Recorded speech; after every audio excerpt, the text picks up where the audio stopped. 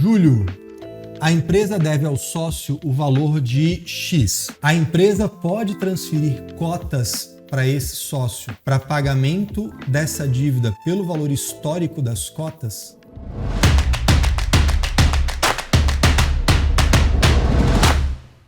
Vamos lá, a empresa deve para o sócio.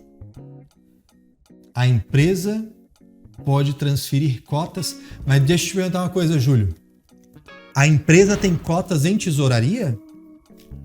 Que cotas são essas que a empresa vai transferir? Aí, seriam as cotas dos sócios mesmo. Uma parte. Não, mas olha só, Júlio, beleza, chegou onde eu queria. Imagina o seguinte, Júlio, eu e você somos sócios, beleza? Eu botei 10 mil reais e você botou 10 mil reais. Correto? A gente tem uma sociedade. Quem que tem as cotas? O Caio, o Júlio. A empresa tem cotas dela mesma? Não. A empresa é que está devendo para o Júlio, por exemplo. Vamos imaginar o seguinte, a empresa deve para o Júlio. A empresa tem que pagar para o Júlio.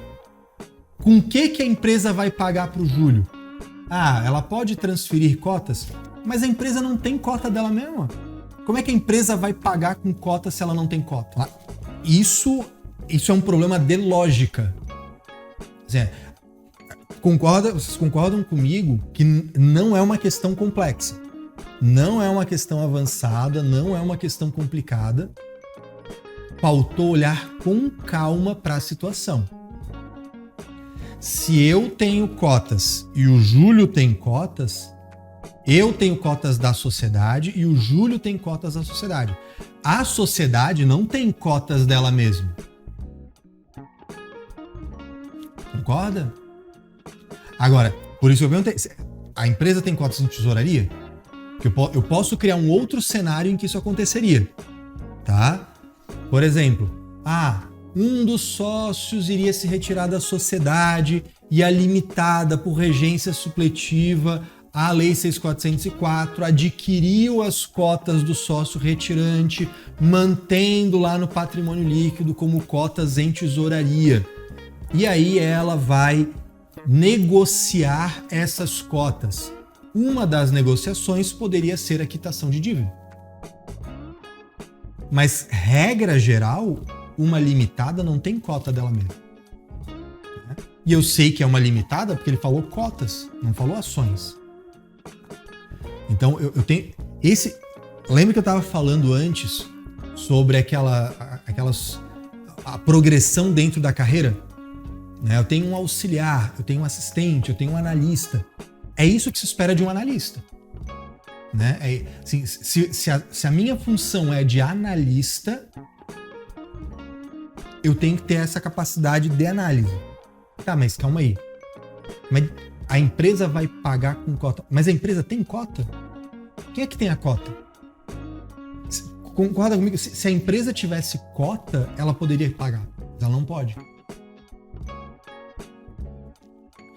E aqui de novo uma situação como aquela que eu comentei antes. A dúvida não era exatamente a pergunta que foi feita, porque daí o Júlio complementou ali. Bem clara a sua resposta. Eu pensei desse jeito também, mas queria confirmar antes. Esse é um grande problema que a gente encontra dentro dos escritórios de contabilidade. Eu poderia... Aqui, é um webinário, eu tenho a vocação de professor, eu vou explicar de várias formas, eu tô querendo instruir vocês, eu tô aqui para instruir vocês, eu tô aqui para educar vocês.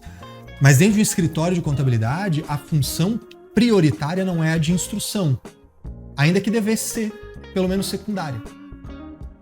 No meu ponto de vista, um gerente ele tem função muito mais de educação do que de serviço. Mas isso é conversa para... Aí a gente começa a falar de propósito, aí é uma outra história. Tá? Eu não vou entrar nesse mérito, porque aí eu tô preparando 2 horas de exposição lá para a imersão de dezembro só falando desse negócio.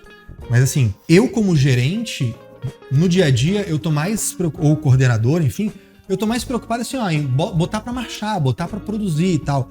Então, o cara vem com uma dúvida assim: ô Caio, a empresa ela pode fazer isso que você... Não pode. Ponto. Se a pergunta que o Júlio joga no meu peito pode fazer isso ou não, e eu tô na correria e eu não tenho um olhar de educar o Júlio, eu só respondo pra ele, cara, não pode. Próximo. Mas como eu tenho esse olhar, eu comecei a dar toda essa explicação para ele entender o raciocínio para chegar na resposta. E aí o Júlio foi capaz de validar o raciocínio dele. Só que o Júlio só me falou isso depois. Imagina que quantas e quantas vezes isso acontece no escritório. Ô fulano, pode fazer isso? Não. Não validou raciocínio nenhum. Porque você pode ter achado que não por outro raciocínio. E não validou que você pensou do jeito certo. E essa é a parte mais importante, validar se você pensou do jeito certo, né? Então, é muito claro, eu como coordenador, eu tenho que ter esse olhar de educador, mas eu como profissional, eu que faço a pergunta, eu tenho que perguntar do jeito certo para extrair o melhor. Ao invés de perguntar pro meu coordenador, posso fazer isso ou não? Assim, ó, cara, eu tô com uma situação assim, ó. O cliente tá querendo fazer isso, isso aqui, isso aqui. E eu tô achando que não, porque... Parará. Tá certo. Porra, beleza. Agora eu forcei o meu coordenador, eu forcei o meu gerente, eu forcei o meu líder a validar o meu raciocínio. Não só eu vou saber se sim ou se não. Eu vou saber se eu pensei do jeito certo. E isso vai criar confiança para eu fazer esse processo nas próximas vezes. Sacou? Isso não é sobre o Júlio. Tá? O Júlio, ele aqui, eu aproveitei o gancho para mostrar pra você, cara, até o jeito de perguntar faz você desenvolver mais ou menos na tua carreira. Ele mandou ali, desculpa, podia ter falado que era uma validação. Podia, mas não tem... Beleza, é isso aí, acontece. Mas fica o aprendizado. Não é um problema em si. Para mim não é um problema. Quer dizer, para mim é um problema porque eu quero que vocês aprendam isso. Então é um problema. Né? Mas assim, me perguntou se sim ou não, vou responder se sim ou não. Agora, quando a dúvida é minha e eu quero aprender a ser independente, eu forçar a pessoa a validar o meu raciocínio é mais importante. Beleza? Eu fazia muito isso. Na época lá da consultoria, quando eu tava começando, eu tinha muita insegurança de dar respostas. Assim, cara, será que eu tô esquecendo alguma coisa? Será que eu não tô lembrando de algum detalhe? Então, o que eu fazia? Eu montava toda a minha resposta e aí eu ia lá para um consultor mais experiente e falava assim, cara, ó, tem essa pergunta, a pessoa me perguntou isso aqui. Assim, ó, dá uma lida na consulta, tá? Eu fazia isso, né? Ó, abre a consulta número tal. A pessoa abriu. Assim, olha, eu tô pensando em responder isso, porque eu olhei essa lei, essa norma, isso aqui, e essa solução de consulta, e eu tô entendendo que desse celular tá certo, tô comendo bola, tem alguma coisa que eu não tô levando em consideração? A pessoa, não, pô, é isso aí. Beleza, eu não tenho só a resposta. Eu tenho a validação que o meu raciocínio, a minha pesquisa estavam completos. Porra, beleza. Vestir essa segurança. Pra próxima... Cara, quando tiver uma situação como essa, eu não tô apegado à resposta certa ou errada. Eu já sei que esse é o raciocínio, esse é o caminho de busca, essa é a forma de analisar. Isso vai construindo uma segurança. E aí isso vai te puxando pra cima. Beleza?